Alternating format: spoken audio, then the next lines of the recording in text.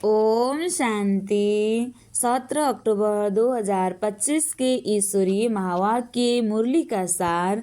मीठे बच्चे, जैसे बाप भविष्य 21 जन्मों के लिए सुख देते हैं, वैसे आप बच्चे भी बाप के मददगार बनो, प्रीत बुद्धि बनो, दुख देने का कभी ख्याल भी न आए। प्रश्न: तुम रूप बसंत बच्चों का कर्तव्य क्या है? तुम्हें बाप की कौन सी शिक्षाएं मिली हुई है?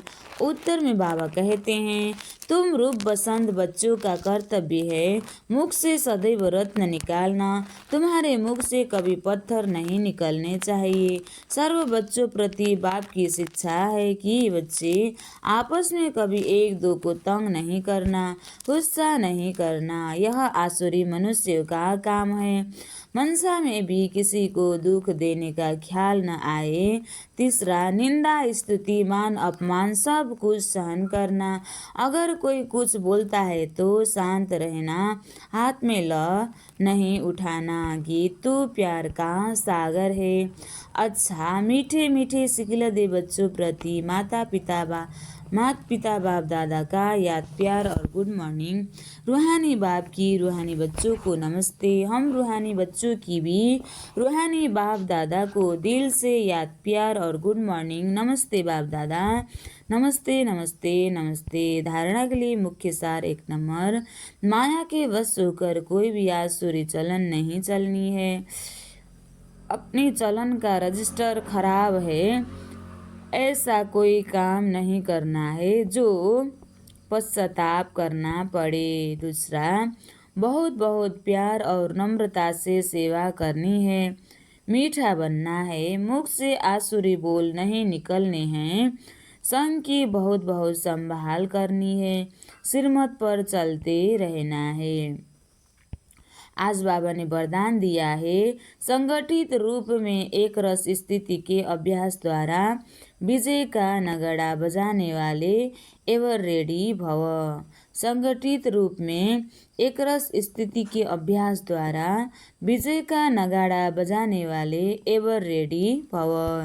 विस्तार: विश्व में विजय का नगाड़ा तब बजेगा जब सभी के सब संकल्प एक संकल्प में समा जाएंगे। संगठित रूप में जब एक सेकंड में भी सभी एक रस स्थिति में स्थित हो जाएं, तब कहेंगे एवर रेडी। एक सेकंड में एक मत एक रस स्थिति और संकल्प में स्थित होने की ही निशानी अंगुली दिखाई है, जिस अंगुली से कलयुगी पर्वत उठ जाता है। इसलिए संगठित रूप में एक रस स्थिति बनाने का अभ्यास करो, तभी विश्व के अंदर शांति सेना का काम।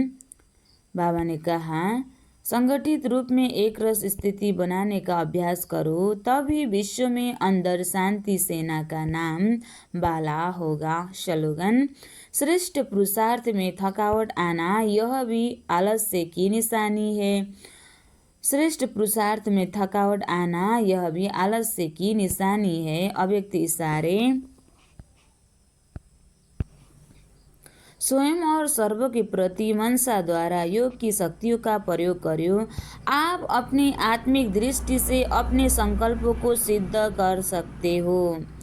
आप अपने आत्मिक दृष्टि से अपने संकल्पों को सिद्ध कर सकते हो। वह रिद्धि सिद्धि है अल्पकाल, लेकिन याद की विधि से संकल्पों और कर्मों की सिद्धि है अविनाशी।